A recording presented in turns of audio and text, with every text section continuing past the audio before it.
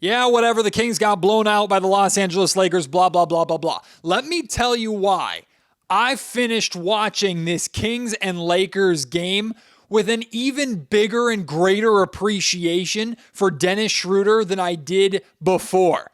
I'm not joking. This is not sarcastic. I'm dead serious, and I'll explain to you why right here on Locked On Kings.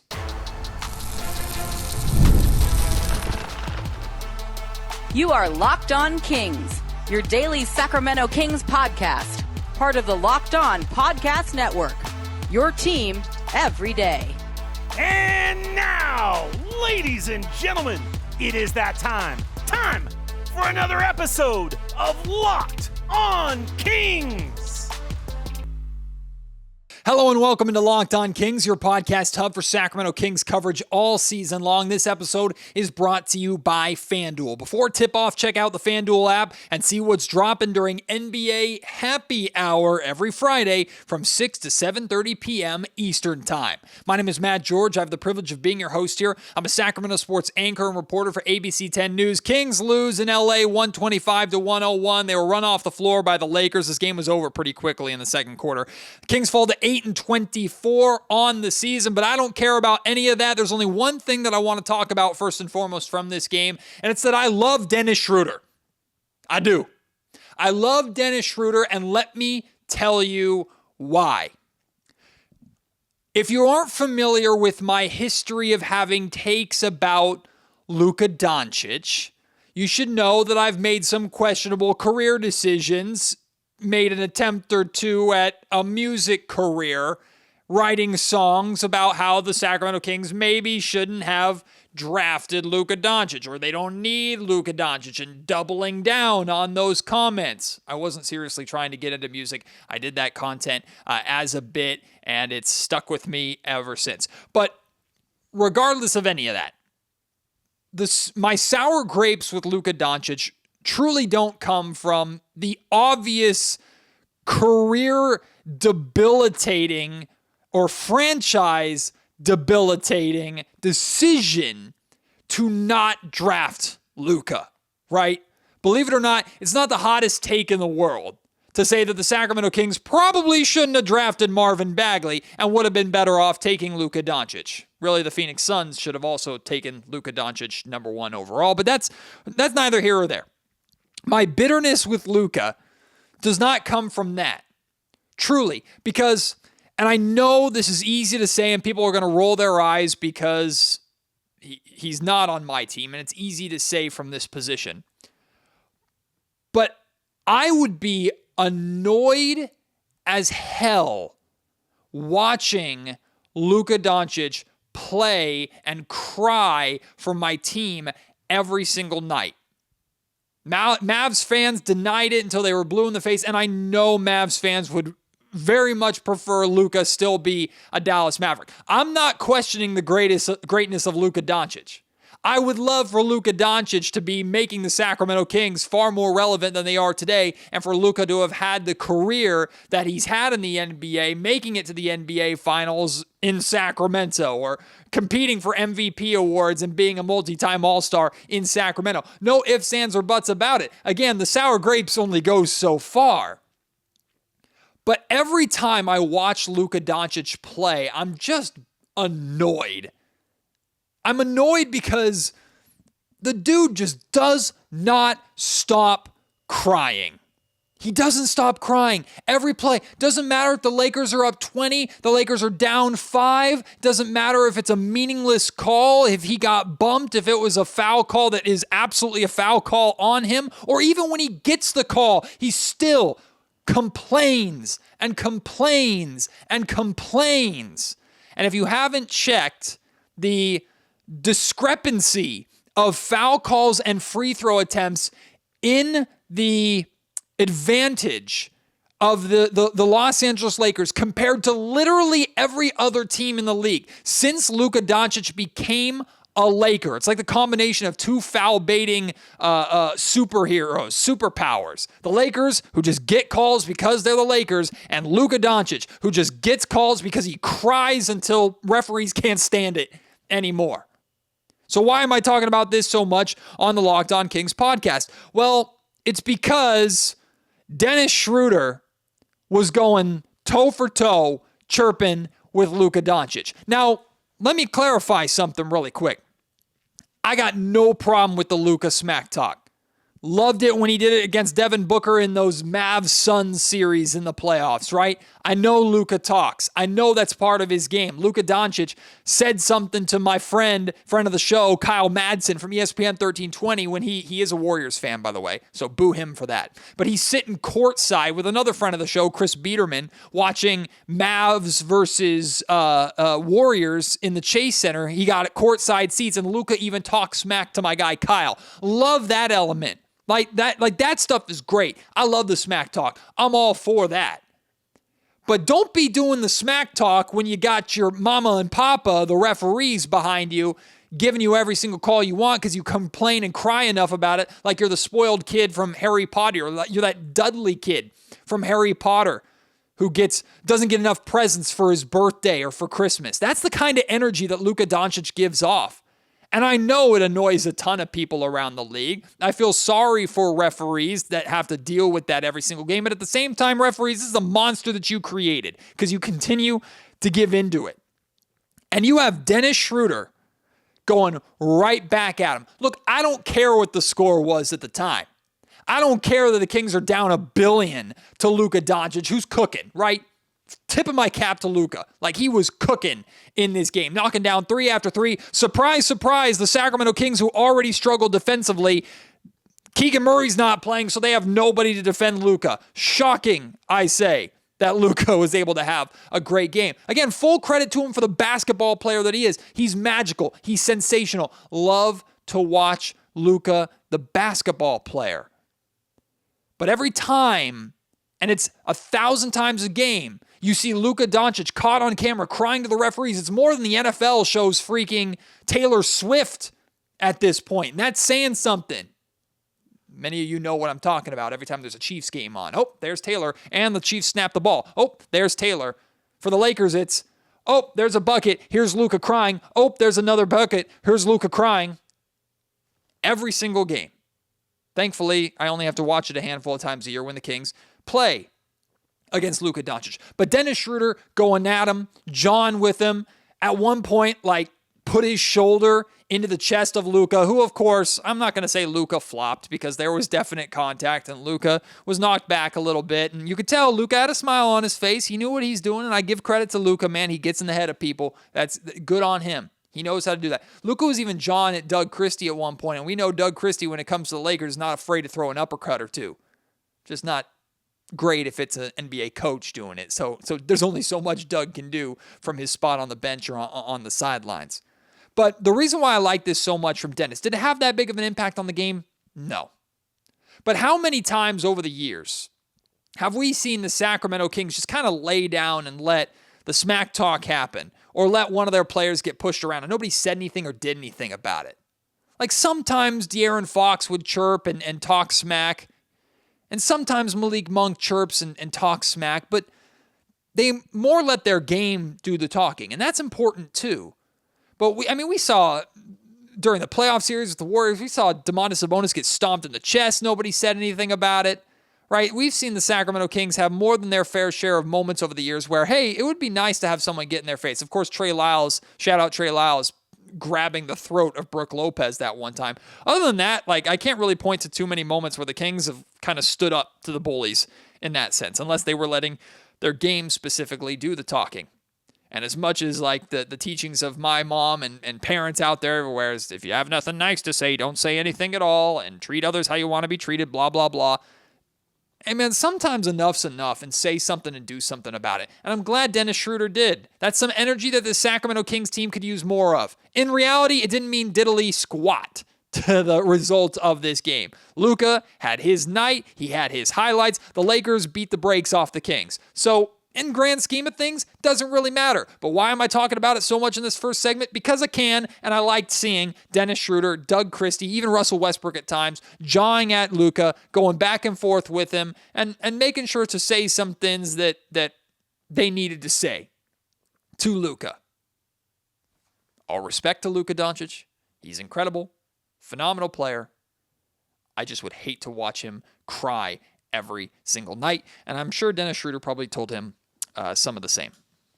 Anyway, now that I'm done with that soapbox, I hope this night for the Sacramento Kings, what I want to see from the Kings in their next game on Tuesday against the Los Angeles Clippers, and in the next, let's call it 3-4 games, between now and the Friday game against the Phoenix Suns, don't let tonight's game be a setback or a step back.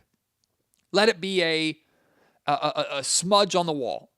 And what I mean by that is, Doug Christie commented after the Kings win over the Dallas Mavericks over the weekend. Doug Christie commented that he feels this team has turned a corner. And I agreed. I echoed it on the Locked On Kings podcast. He was specifically talking about the physicality of which the Kings played defense. A lot of that defensive physicality wasn't there tonight in Los Angeles, but I took it a step further. I think the Sacramento Kings have done a better job as a team playing better overall basketball. They've turned a corner to where we're seeing them avoid these big deficits. We're seeing them avoid the mistakes that they weren't just making early on in the season. They were making almost every single night for a straight month early in the season. We've seen progress in that sense. Tonight's game, the way tonight's game went, looked a whole heck of a lot like the way a lot of the games went in November and early December. Don't let it be that, though. Right? Come out against the Los Angeles Clippers. I'm not saying you have to win that game. Hopefully you do. Actually, wrong.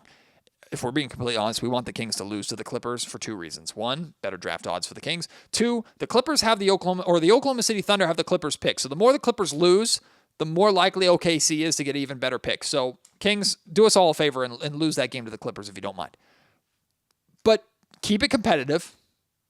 Play the better team basketball that you've been playing. Show those improvements on the defensive end. Feature the young guys more than you've been featuring them. I know the Kings are missing 3 starters right now. 2 of the 3, they're missed, but they're not really missed. I'm talking about Domantas Sabonis and Zach LaVine. I think you catch my meaning there. But don't revert back to the same mistakes that you were making on a nightly basis earlier on in the season. Make sure this is just a stumble along the road. You just tripped, but you're getting back to the better basketball that you've been playing as of late, even if you're still consistently losing games, which you should be because you're a bad basketball team. But you're more competitive, and you're showing signs of growth. You're showing signs of improvement. The young guys are playing an important factor in the better basketball that you're playing. Let that define you, not this game here tonight. Let this be a one-off. And it's also not surprising at all, that the Lakers had this kind of night. They came into the night's game on a 3-game losing streak, right? They've been struggling. And the Sacramento Kings, as we know, are the Robitussin or the ibuprofen of the NBA. Hey, you're not playing well? Come get right against the Sacramento Kings. Step right up, everybody. Not surprising the Lakers were able to get right in this game tonight against Sacramento. But don't let it define you. Don't string it into 2, 3, 4 straight really bad performances and suddenly you're on another losing streak. I'm very interested to see how this team looks and how they respond on Tuesday against the Clippers. Like I said at the top of the show, this episode of the Locked On Kings podcast is brought to you by FanDuel. Fridays already feel different during basketball season, and FanDuel is making them even better. Every Friday night before the games tip off, FanDuel gives fans a new way to kick off the weekend with NBA Happy Hour. Check this out. NBA Happy Hour is your official pregame, a limited time window where special offers drop right inside the FanDuel app before action starts. We're talking Fridays from 6 to 7:30 Eastern time. It's that appointment viewing on FanDuel. Opening the FanDuel app during Happy Hour always brings something new. You get boosts, bonuses, some surprises. It's easy to check the weekly special before tip-off and make a move before that window closes. The timing is perfect. It's right before the games start, right before the weekend starts, so you can really get that energy up. And it adds that extra energy to Friday night basketball without ever having to overthink it or work hard for it. So before tip-off, check out the FanDuel app and see what's dropping during NBA Happy Hour. Every Friday from 6 to 7:30 p.m. Eastern Time, a little basketball, a little action, and a whole lot of Friday energy. That's NBA Happy Hour, only on FanDuel, the official sportsbook partner of the NBA. All right, feel free to tell me if I'm crazy for this take or feeling this way. And I know there are already Laker fans and Luka Doncic fans in the comments already telling me I'm crazy and poking fun of me. That's fine. But Kings fans, seriously, am I crazy for looking at this roster and thinking this roster is loaded with assets, with pieces that have some sort of value, and that teams, the right teams, should be looking to try and go out and get at this trade deadline? Now, let me explain a little bit more, because on the surface, that makes you think, Matt, you're overvaluing this roster. Period. You're thinking, what, the Sacramento Kings, Scott Perry's going to be able to take all these veterans and all this roster that is 8-24 and turn it into fantastic deal after fantastic deal. What, are you insane? Yes, you are crazy. That's not what I'm saying. I look at DeMar DeRozan, who's been very efficient, had another good game tonight in Los Angeles. I look at Russell Westbrook, who's shooting his best three-point percentage of his career. Constant energy, constant effort. Two veterans right there with a boatload of playoff experience. Dennis Schroder, who's bounced around the league for sure, but been very impactful, especially for young teams like the Detroit Pistons last year. And the Pistons would love to have him back. They can't trade for him, but they would love to have him back. I mean, even like we talked about Keon Ellis and the value Keon Ellis has around the league. I'm even talking about Keegan Murray, who every single team in the league would love to have. Now, I'm not saying the Kings should trade Keegan Murray, or I want the Kings to trade Keegan Murray. The Kings would only trade Keegan Murray if they get a deal that they absolutely cannot refuse. If any of those guys I just listed, that is the one guy where the Sacramento Kings can go, you have to give us a Kings ransom, or we're not giving him up. The rest of the guys, like, I'm not fooling myself. I'm not pretending that, the Sacramento Kings can get a first rounder and a really good young player for DeMar DeRozan, or for Russell Westbrook, or Dennis Schroder, or any of these guys. And I'm also, notice I'm not talking about Zach LaVine and Domantas Sabonis, not because I don't think they're good players that could help teams, but because of their contracts. If you've listened to me on Locked On Kings over the past few months, you'll know that I've been pretty consistent with my belief that LaVine and Sabonis will still be a part of the Sacramento Kings team after the February trade deadline, because they are two of the absolute worst contracts in the NBA. And everybody's stingy with their money right now. I would be blown away if a team decided to make a big swing to bring any of those guys in. We've heard rumors of teams being interested. We've heard rumors of the Milwaukee Bucks have done their homework on Zach LaVine. To me, that's probably a bad thing for the Sacramento Kings. But I'm not mentioning those two because of their contracts. But DeMar DeRozan, essentially an expiring deal. He's got a partially guaranteed final year next year. Dennis Schroder is on a 3-year deal, but it's a pretty team-friendly, tradable contract. Russell Westbrook on a 1-year expiring deal.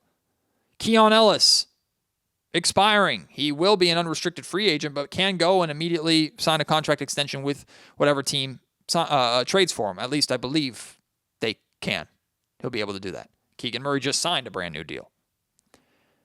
Like, we're talking about the right teams here. Like, I'm not saying every single team, all 29 teams in the league are going to look at DeMar DeRozan and go, he'll help us and we'll give you something decent. Because to me, like, if I'm Scott Perry and all eyes are on Scott Perry to make something out of this trade deadline, you're looking for low-end first-round picks, or first-round picks with probably some decent protections, bare minimum lottery protections for most of these guys, whether it's for this year's draft or future drafts, whatever. Like, that's the range that we're looking for in terms of draft compensation for any of these guys. And then in terms of like getting players back, you're looking for either expiring contracts that just come off your books and frees up your money, and you're hoping to find a either role player that fits the bill or a young guy that you can mold that can fit the timeline of the rest of your roster that's going into kind of a rebuilding mode. Like, realistically, that's what you're looking for any of these guys. For Keegan, it's more than that. But any of those other guys, any of these veterans, that's what you're looking for. There's no way you're trading any of these guys other than Keegan. And honestly, even in a Keegan trade, I'd say there's no way you're getting anybody that is better than any of those guys. You're not. You have to be realistic about that. But there is value out there for what the Sacramento Kings are trying to do.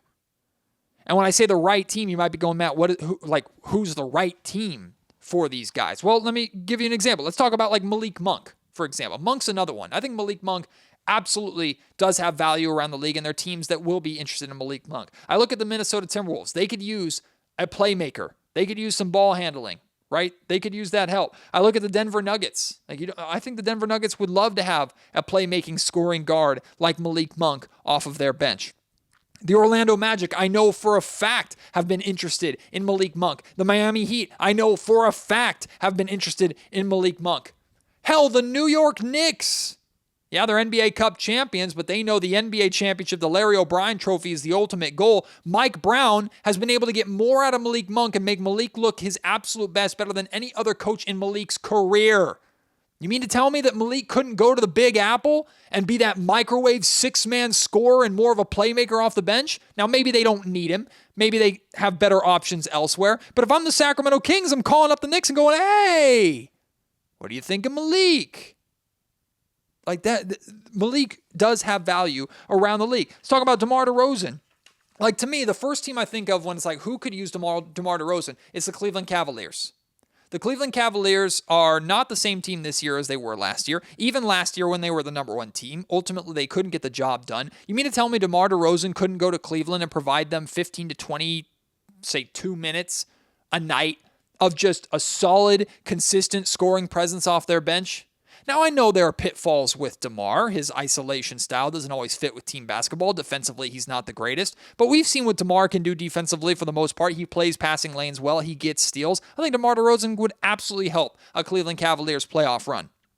Same thing with the Toronto Raptors. Same thing with the Philadelphia 76ers. Hell, the Los Angeles Lakers could really use a DeMar DeRozan off of their bench for a deep playoff run. The Miami Heat, I know I've had interest in DeMar DeRozan in the past. Again, I'm not looking at any of these teams and going, you're giving up something extremely valuable for DeMar. No, but can you get a late first-round pick out of any of those teams? Can you get a halfway decent young player or an expiring contract out of any of those teams for DeMar? Yes, absolutely you could. Russell Westbrook and Dennis Schroder. I look at the Houston or the Minnesota Timberwolves and the Houston Rockets. Two teams that I think could absolutely use some scoring guard and just point guard help. I would look at either of those two teams and say, hey, we got Russ. We have Dennis here. Are you interested in any of them? Plus, if you're talking about the Houston Rockets, I think both Russ and Dennis fit that Ime Udoka kind of play style and attitude that they have there. Again, I'm not expecting the Rockets to give you anything really that great for either of those guys, but maybe you can get something. Keon has value for literally every team. Realistically, what can you expect back from Keon? At best, it's what the Kings are asking for, which is a first-round pick of some capacity. But because Keon makes $2-3 million or whatever he makes, you're not really going to get anything of value contractually or as a player in return. So, Keon, you're really just first-round pick hunting at this point if you don't feel like you're going to be able to re-sign him. All eyes are on Scott Perry. That's all I'm saying. I'm not expecting Scott to be able to wheel and deal and move all these guys. I'm not expecting Scott Perry to be able to trade all these guys and we look back in 2 or 3 years and go, man, Scott won all those trades. But Scott Perry needs to minimum move 1 or 2 of these guys, in my opinion. He has to, just to free up the playing time on the roster and give us some kind of direction for the final couple months of the season after the trade deadline. And ultimately, I want to be able to, whether it's as early as this offseason or a year or 2 from now, I want to be able to look back at this trade deadline and go, that move that Scott Perry made started something greater.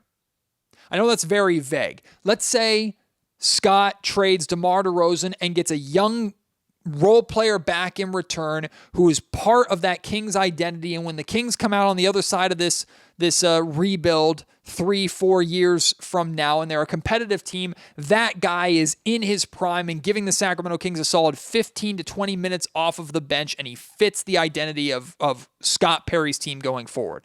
A guy like that. Or you trade for a contract that comes off the books or a pick that the Kings use and turn it into something greater, or draft a player with that pick. I need something that I can look back on and say, that was the right move. It doesn't have to be a star. It doesn't have to be the key that unlocks the secrets of the universe for the Sacramento Kings. No, but just a move that we can look back on and go, Scott Perry did it right. If he can do that with one of the hopefully many moves that he makes at this year's trade deadline, that's a win. And that should be Scott Perry's goal for the Kings going forward. Despite the final score and the Sacramento Kings getting absolutely rinsed in Crypto.com Arena tonight, I was happy with the rookies again. I was happy with how they played. Maxime Reynaud, another very efficient game for Max. 16 points, 8 of 10 from the field, 10 rebounds, another double-double for him. Also had a couple of assists. He just looks efficient. Now, to be fair, he got pushed around. It's not the first time we've said that, right? How many times on this podcast since Max has been drafted have I talked about needs to put on weight, needs to get stronger, the physicality of the game, blah, blah, blah, blah, blah. Like DeAndre Ayton didn't have too much problem dealing with Maxime Reynaud. It wasn't to a point where Max was getting picked on or anything like that, but you can just see the difference between Ayton and Max. But that Max was still able to find a way to be impactful. Pick and roll still looked really good. His post hook looks unguardable. Like the touch around the rim is really, really nice. And because he's 7'1" and he has that ridiculous wingspan, right? If he can get that touchdown with just that little that post flip, right around the rim from about 5-6 feet out, he's knocking that thing down at a very, very efficient clip. And there's almost nothing you can do about it unless like a help defender comes in and kind of swats it from behind. Like any defender who's kind of jumping or trying to defend that shot, like all you can do is put your hand up and hope to like block the vision of Max, because you're not getting to that shot the way and how high and far he gets that off from the defender, the amount of distance that he creates from his defender with that hook shot. It just looks very pure. I'm glad that he's found that. Now, the Sacramento Kings can't rely on that to the point where it's like, just keep going to Max in the post, keep going to Max in the post. He's not that type of weapon necessarily, but it's become a reliable part of his game that the Sacramento Kings can count on. You can get the ball to Max in traffic, in the paint, and he has confidence going up with that shot, regardless of if he's being defended by a bigger, stronger center. It looks good. Now, Max had 0 3-point attempts in this game. That frustrates me, right? You know, I want to see Max shooting more threes. That it was his entire game, or a major part of his game coming into the league from his time at Stanford. I want to see him shoot that three more. Hopefully, when Domantas Sabonis does come back, he's going to be out another month or so with this knee injury, if he comes back at any point this season, which I believe he will, assuming he's still a Sacramento King after the trade deadline, which I believe he will be. I hope that when Domantas Sabonis comes back, regardless of what the Kings do within reason, unless they go out and absolutely trade for like a stud 4 and they can move Keegan to the 3. Like, I want to see Domas at the 4 and I want to see Max at the 5 and I want to see you use Max as I think the Kings initially intended to use him when they drafted him. Have him space the floor a little bit more offensively. I'm glad he has that reliable hook. I'm glad he looks good in the pick and roll with the veteran guards. It's awesome. But I want to see him space that floor a little bit more. So hopefully we're able to get to that. That's something I'm still very curious about. Nick Clifford, another really good game for him too. 11 points, 4 of 6 from the field, 2 of 4 from three-point range, 6 rebounds, 3 assists, a steal. I love the aggressiveness from Neek. How many times have I said that? It's like a bingo card at this point, or a drinking game. Matt talked about Neek's aggressiveness. Drink. Like, I love. He's making the right decisions with the basketball. He's attacking at the right time. Sometimes it gets him into trouble, right? He attacked Luka Doncic at one point, picked up his dribble, kind of bounced off of Luka because Luka's a bigger, stronger defender than he looks. And Luka ended up wrapping him up, grabbing the ball, forced a jump ball, and Neek lost the jump ball to Luka. Like, that's going to happen at times. Neek went for another dunk in transition, missed it, but was fouled. Great. Like, keep being aggressive. Keep being assertive. I do appreciate the fact, and he even got some love from LeBron James. In the second half, like, Kings are, again, getting blown out. They're out of this game. LeBron, full head of steam, on the fast break, attacking the basket. Neek Clifford, God bless his soul, decides, I'm going to put my career on the line and my health on the line. I'm going to try and step in front of LeBron here and take the charge. He gets completely run over by the freight train that is LeBron James. It's a blocking foul. It absolutely was a right call, right? Absolutely it is a blocking foul. Is knocked on his back. And LeBron comes over and is one of the guys to help him up and give him a little pat on the back and just like, nice try, Rook. Like, I appreciate that from Neek. Hey, man, you tried. And it takes a lot of bravery to get in front of LeBron James when he's, even at 40 years old, got a full head of steam. LeBron had a nasty, off of a missed free throw or a made free throw by the Kings. I don't know what happened, but the Lakers somehow got the ball and got a transition bucket where LeBron went baseline and threw down like a reverse two-handed backwards dunk. It was nasty. Great dunk from LeBron. Just trying to appreciate him as much as possible in the time that we have left.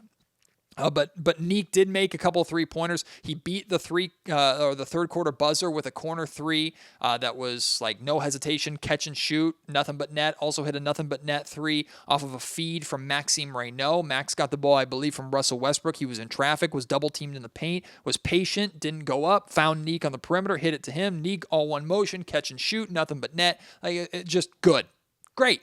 Those are the little moments that I like to think of. I take screenshots in my mind. Those are the moments that Doug Christie and his coaching staff and his film team, his film group or film coaches, whatever they are